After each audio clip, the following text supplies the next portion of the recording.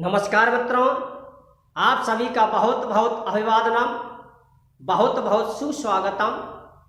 आज हम आपके लिए जो सहायता करने वाला होता है, जो किसी की सहायता करता है, उसका प्रयोग आपके सामने सिखलाते हैं, उसको पढ़ाते हैं। सहायता करने वाले को सहायक कहते हैं, अर्थात करण कहते हैं। इसलिए साधकतम कर्ण, सहायता जो करता है, क्रियाया सिद्धौ, क्रिया की सिद्धि में यत् सहायकम भवति, जो सहायक होता है, तत्करण संज्ञा भवति, उसकी करण संज्ञा हो। करणे च, और करण में कर्तृकर्णयोस् तृतीया,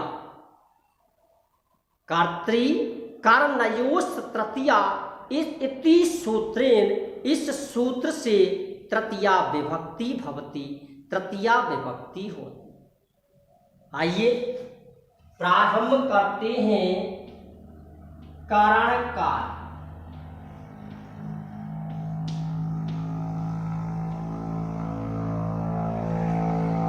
कारण कार्य नंबर 3, इसका जो लक्षणम है वो है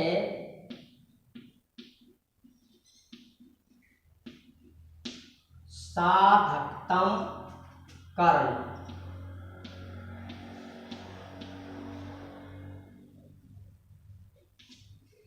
क्रिया की सिद्धि में साधक माने सहायता करने वाला,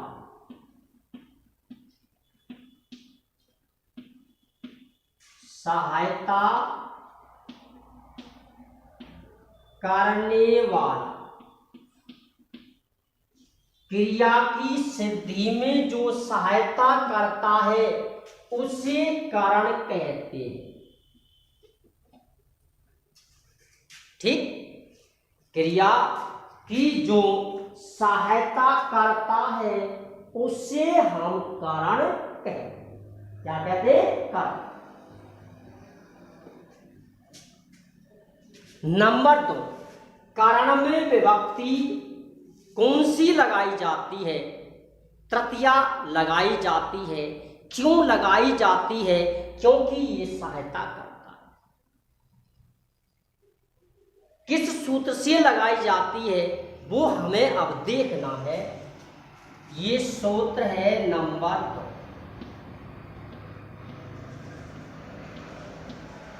कर्तृकर्णयोस्,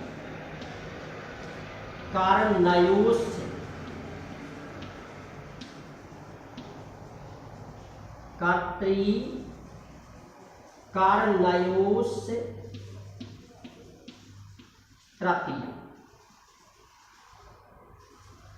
इसका मतलब है कर्तृवाचकीय करण,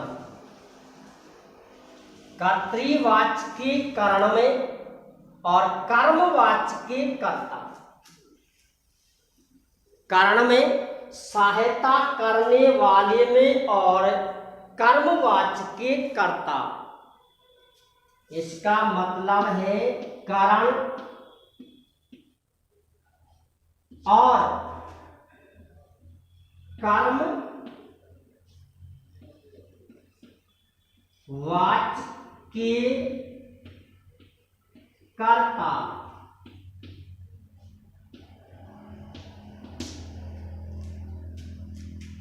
कर्तृवाचकीय करण में और कर्मवाचकीय कर्ता में इस सूत्र से,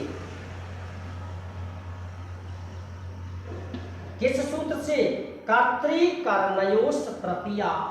इस सूत्र से तृतीया विभक्ति लगाई जाती। यदि मैंने सबसे पहले कर्ता कारक जब प्रारंभ किया था तो उसमें 4 अवस्थाएं कर्ता की बताई थी कि यदि प्रथमा हो तो कर्तरि च प्रथमा, विस्मयादिबोधक चिन्ह लगा हो तो संबोधने च प्रथमा, और यदि तृतीया लगी हो तो कर्तृकर्णयोस्त तृतीया, और यदि सप्तमी लगी हुई हो तो एक सूत्र का नाम लिखा था, उसका नाम है यश च भावेन भाव लक्षण। कारण में तृतीया लगी हो या कर्मवाच्य के कर्ता में तृतीया लगी हो तो हमें ये सूत्र लिखना है कर्तृकर्णयोस्त तृतीया। जैसे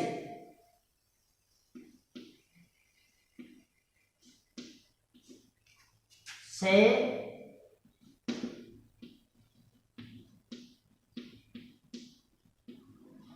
नेत्राभ्याम, वह आंखों से, पश्चात वह आंखों से देखता है, करता है से। सहायक शब्द है आंख, आंख नहीं होती तो मनुष्य नहीं देख पाता, इसलिए सहायता करने वाले को करण कहते हैं और करण में इस सूत्र से तृतीया लगाई जाती। वह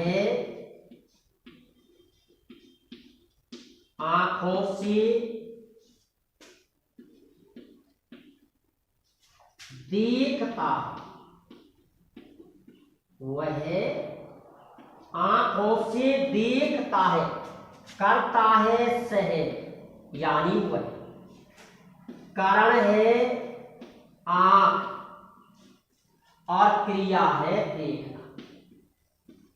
क्रिया की सिद्धि में यानी क्रिया को करने में जो सहायता देता है, बिचौलिए का काम जो करता है उसे हम करण कहते हैं और करण में इस सूत्र से तृतीया विभक्ति लगाते। और ये उदाहरण देखिए, जैसे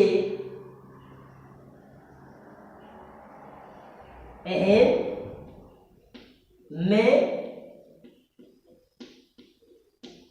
पादाभ्याम तय चला, मैं किससे चलता हूं? पैरों से चलता हूं। मैं किससे चलता हूं? मैं पैरों से चलता हूं। यदि पैर नहीं होते तो मैं एक कदम भी आगे नहीं बढ़ पाता, इसलिए सहायता करने वाले हैं पैर, सहायता करने वाले को कहते हैं करण, और करण में विभक्ति होती है तृतीया। किस सूत्र से? कर्तृकर्णयोस्त तृतीया। कैसे वाच्य में? कर्तृवाच्य।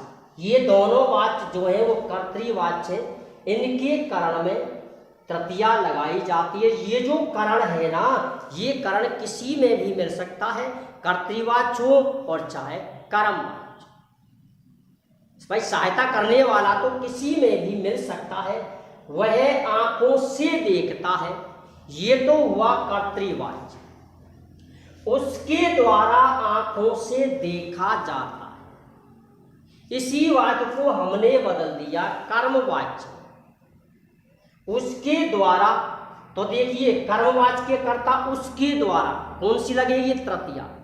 आंखों से कौन सी लगेगी? तृतीया। क्यों? क्योंकि ये कर्म है, सहायक शब्द है, सहायता करने वाला है। ये तो किसी भी वाच्य में आ सकता है, लेकिन यही आपको ध्यान रखना है कि सहायता करने वाले में कर्तृकर्णयोस्त तृतीया, इस सूत्र से तृतीया विभक्ति का प्रयोग किया जाता है। और भी कर्मवाच्य के उदाहरण हम आपके लिए अब देखते हैं।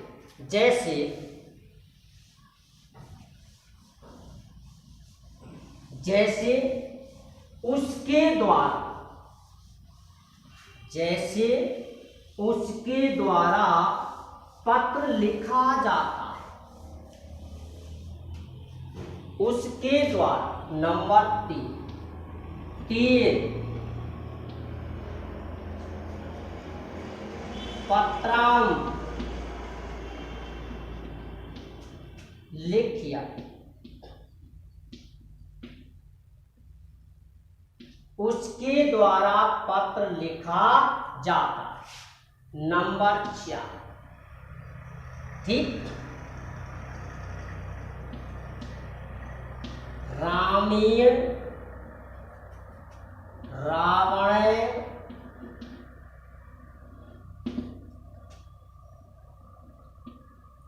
हन्यते। राम ने रावण को मारा। कैसा वाच्य है? कर्मवाच्य। अब देखिए किस पर लाइन खिंची हुई है? कर्ता पर। कर्ता में विभक्ति कौन सी है? तृतीया। तो कौन सा सूत्र काम करेगा? कर्तृकर्णयोः तृतीया। कौन सा सूत्र काम करेगा? कर्तृकर्णयोः तृतीया। इसमें अब हमको सूत्र लिखना है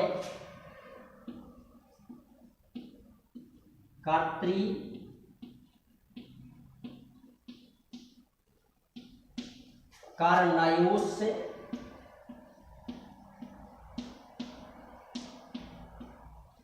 तृतीया। ये तो सूत्र है।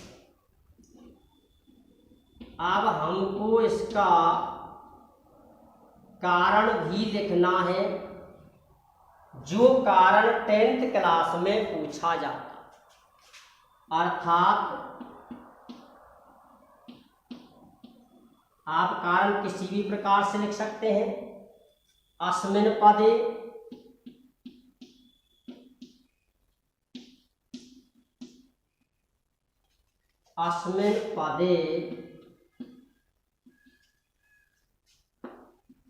कर्तृ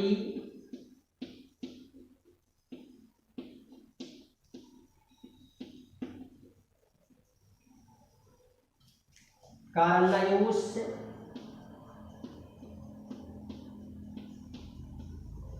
तृतीया। कर्तृकर्णयोः तृतीया इति सूत्रे। इस सूत्र से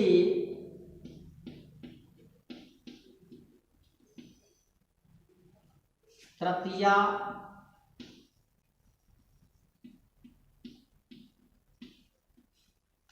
विभक्ति अस्ति।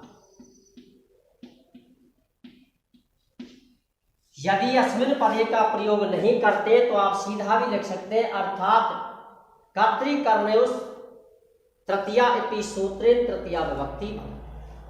इस सूत्र से तृतीया विभक्ति का प्रयोग किया जाता है। इस प्रकार से आप इसका सूत्र, कारण और विभक्ति लिख सकते हो। इसके बाद अब एक अगला सूत्र आता है, सूत्र नंबर 3।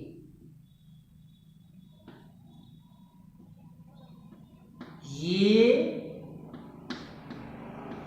नांग विकार।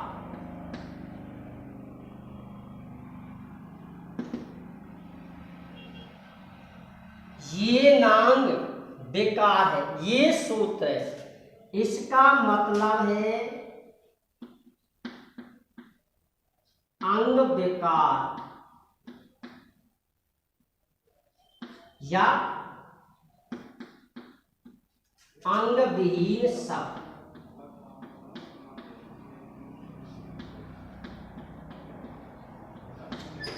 अंग विहीन शब्दों के योग में, अंग विहीन शब्दों के योग में इस सूत्र से तृतीया विभक्ति होती।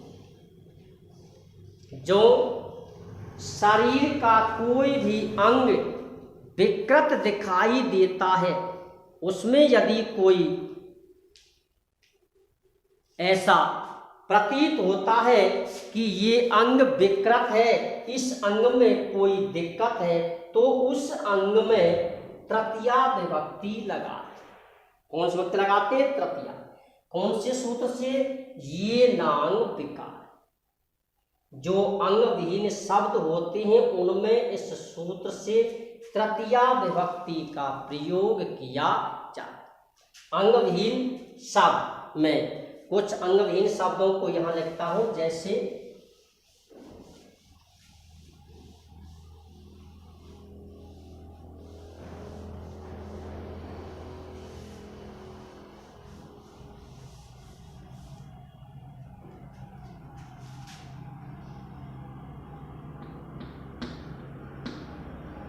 अंग विकार शब्द या अंगविहीन शब्द। कान है माने होता है कान। कान मान क्या होता है? कान। एक कहावत भी है कि यदि काने से काना यदि कह दिया जाता है तो वो गुस्सा हो जाता है। किसी विद्वान ने कहा है कि काणो काणो मत के आते काणो जाए गो रूट, धीरे धीरे पूछ ले फिर कैसे गई है फूट। यदि उससे धीरे धीरे पूछा जाता है तो वो सब कुछ बता देता है, लेकिन उसको काना यदि कहा जाता है तो वो गुस्सा हो जाता है। कान है, लुंज है, पंगु, खलवाट है,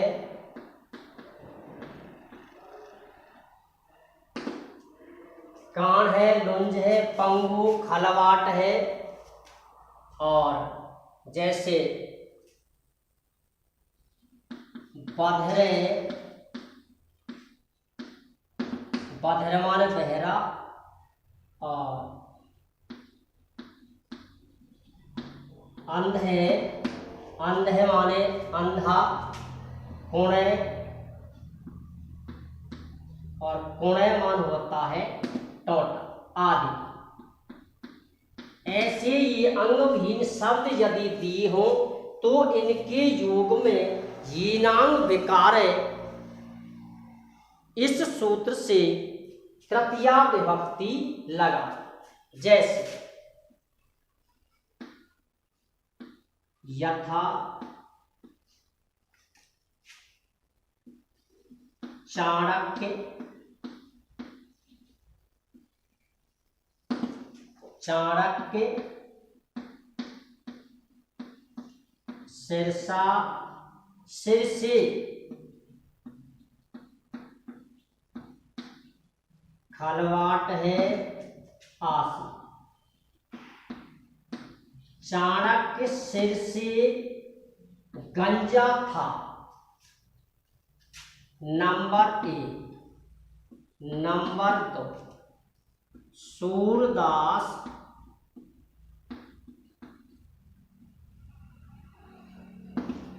सूरदास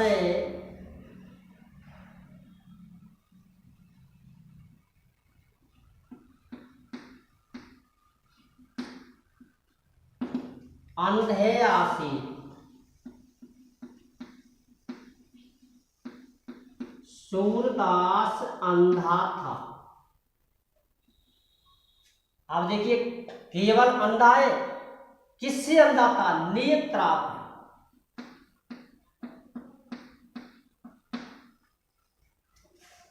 ये यदि नहीं होगा तो हमें विभक्ति नहीं लगाई जाती।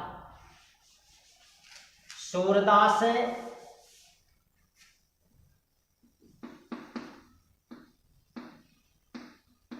सूरदास है, नेत्राभ्याम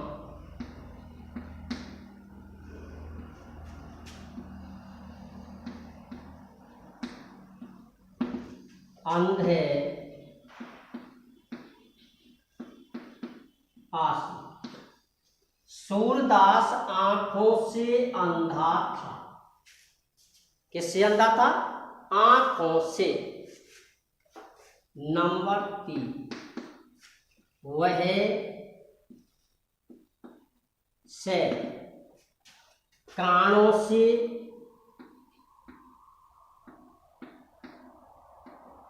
कर्णाभ्याम। ये कर्णाभ्याम क्यों आ? क्योंकि कान होते हैं दो, नेत्र होते हैं दो। कर्णाभ्याम वधरे आस्था। वह कानों से बहरा है। तो यहां आपको सूत्र लिखना है,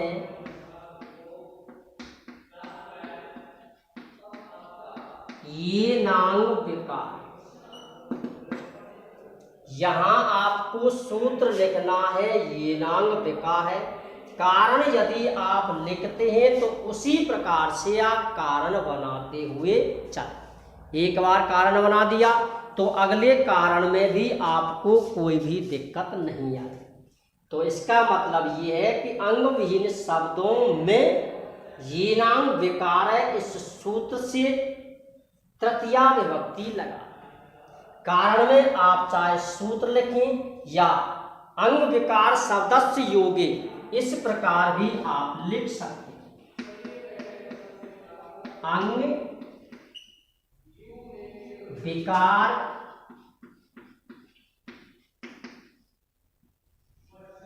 शब्दस्य योग, अंग विहीन शब्द के योग में तृतीया।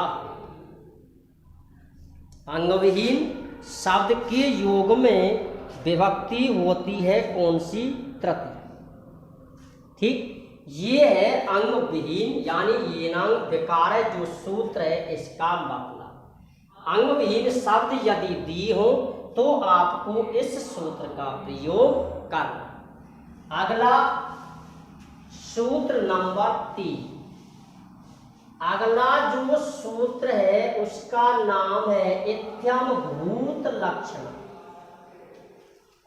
इत्थम भूत लक्षण। इत्थम माने इस प्रकार,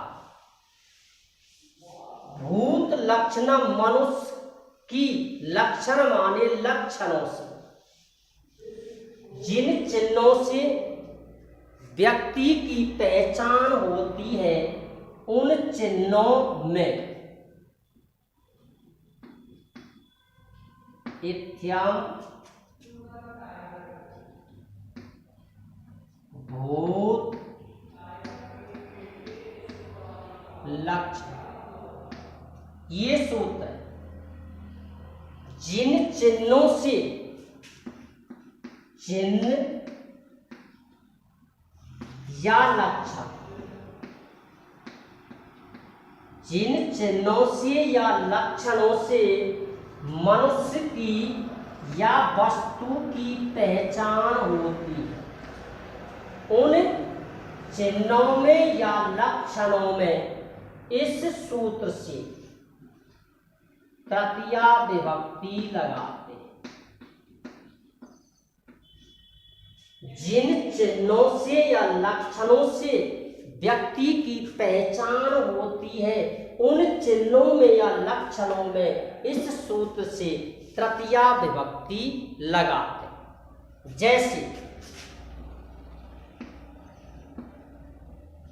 जैसे वह डंडे से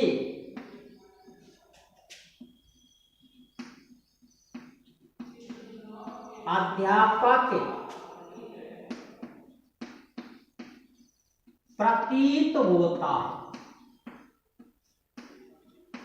किससे दिखाई दे रहा कि वो अध्यापक है? डंडे से। इसलिए डंडे चिन्ह में तृतीया विभक्ति का प्रयोग करेंगे। सह डंडे अध्यापक है प्रतीयत या दृश्यते। आपको कक्षा 10 के अनुसार मैं छोटी सी पहचान देता हूं। यदि क्रिया प्रतीयते या दृश्यते ये क्रिया दिखाई देती हो तो निश्चित ही समझ लेना कि उसमें जो तृतीया लगी हुई है वो किसी वस्तु का चिन्ह या लक्षण है। इसलिए आपको सूत्र लिखना है इत्थम्भूत लक्षण। वह डंडे से अध्यापक दिखाई देता है। और भी देखिए, जैसे सह वह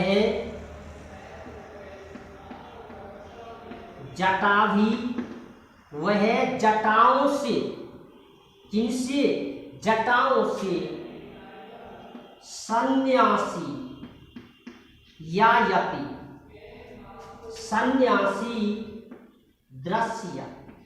अब देखिए क्रिया कौन सी आ गई है? दृश्यते। दृश्यते, प्रतीयते, अस्ति का प्रयोग भी आ सकता है। ऐसी क्रियाएं दी हुई हो, तृतीया विभक्ति लगी हो, तो आपको इस सूत्र का प्रयोग करना है, इत्थम भूत लक्षण। इस प्रकार से ये जो उदाहरण है, जिन चिन्हों से किसी व्यक्ति का बोध होता है, कि उस व्यक्ति की पहचान होती है, तो उन शब्दों में हम इत्थम भूत लक्षणम इस सूत्र से तृतीया विभक्ति का प्रयोग कर। तो आपको इसका सूत्र लिखना है। सूत्रम इत्थम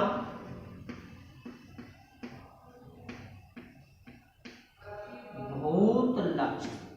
कारण आप उसी प्रकार से बना सकती हो, और एक दूसरा इस प्रकार से भी लिख सकते हो, लक्षण वाची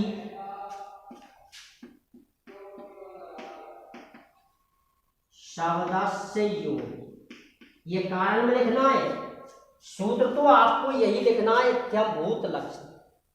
कारण में आप किसी भी सूत्र का भी प्रयोग कर सकते हो, या इसका प्रयोग कर सकते हो, सीधा लिख सकते हो।